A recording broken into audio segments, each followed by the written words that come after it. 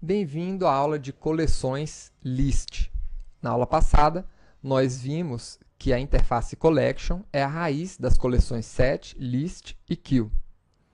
E que a interface List trabalha com dados ordenados e podem receber registros duplicados.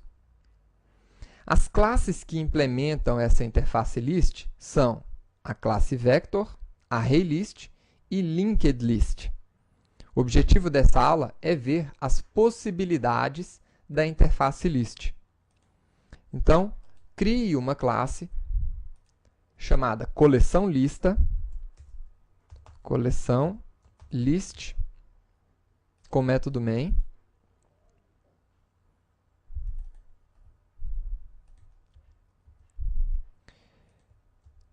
E vamos aqui chamar uma interface lista que recebe objetos string e vamos iniciar uma classe ArrayList que implementa essa interface. Lembre-se sempre de importar as classes e interfaces que você está utilizando. Então, a interface list, ela às vezes é chamada de sequência. Tá? Ela é uma coleção ordenada que, como já foi dito, pode conter elementos duplicados. Tá? Então, essa interface ela tem todos os métodos da interface Collection que você viu na última aula. E mais alguns outros para manipular os elementos dela através dos índices desses elementos. Sim, né? A interface list ela trabalha de uma forma muito semelhante que um array, por exemplo. Então, aqui dentro da nossa lista, eu vou adicionar alguns esportes, por exemplo. Eu vou colocar aqui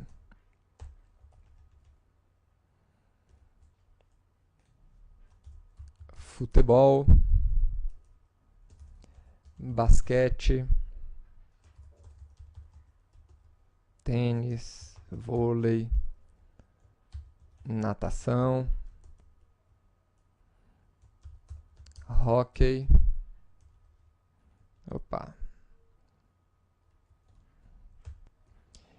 e boxe. Então, tudo bem. Até aqui, nada demais, né? Só que essa interface, ela aceita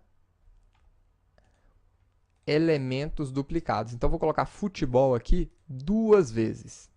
E vamos ver aqui essa lista. Então, aí está. Eu tenho futebol, todos os outros esportes, e no final eu tenho futebol novamente. Isso aqui, por exemplo, eu não conseguiria numa interface set, por exemplo. Tá? Então, essa interface lista, ela tem ali, por exemplo, alguns métodos que permitem a você manipular os dados dessa interface como se fosse um array. Então, como é que eu poderia listar os elementos de um array? Utilizando um for? Então, aqui eu também posso listar utilizando um for. Então, eu vou inicializar uma variável e quero percorrer todos os elementos do meu array, ou da minha lista, na verdade, né? Então, list.size e mais. Então, aqui dentro, eu poderia recuperar o elemento que está em uma determinada posição do meu índice com o método get. Então, eu quero recuperar o elemento na posição i. Vou atribuir esse elemento a uma variável aqui dentro.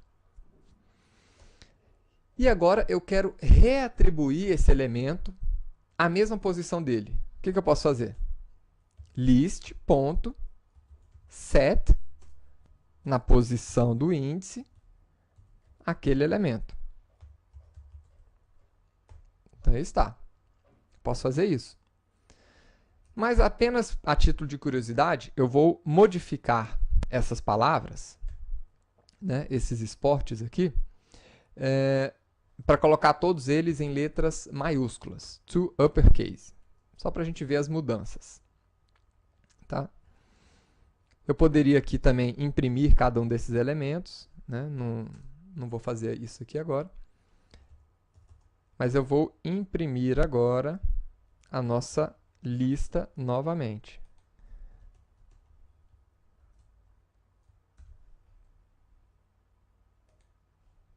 Então, aí está. Eu tenho a primeira lista da forma original e a segunda lista agora com as letras todas em maiúsculas.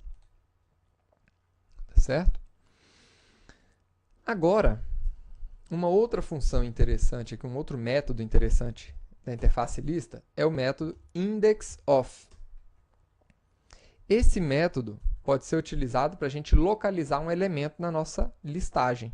Então, eu quero saber aonde é que está a palavra box.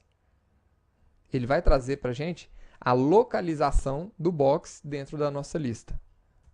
Então, vamos ver aqui.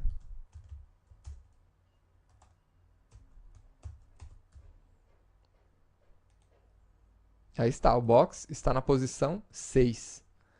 0, 1, 2, 3, 4, 5, 6.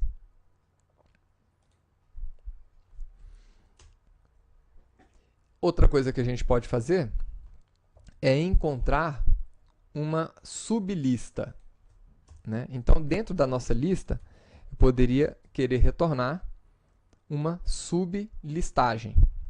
Então, eu quero pegar, dentro dessa lista principal, os itens que estão na listagem, na sublista, dentro aqui da posição 2 até a posição 4.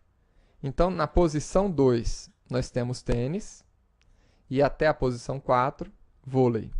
Tá? Então, 0, 1, 2, e aqui eu vou até a posição 4, vôlei. É isso aí. Além disso, a gente pode remover essas sublistas, né, com o método clear, por exemplo. Isso aqui vai remover essa sublista da lista principal. Então, vamos ver o resultado aqui. Como é que vai ficar? Tá aí. Removeu tênis e vôlei da lista principal. Então, esses são os principais métodos extras para manipulação de dados em listas. Tá? Então, na próxima aula, vamos conhecer o utilitário collections, que a gente vai usar muito quando estiver trabalhando com coleções. Até a próxima aula.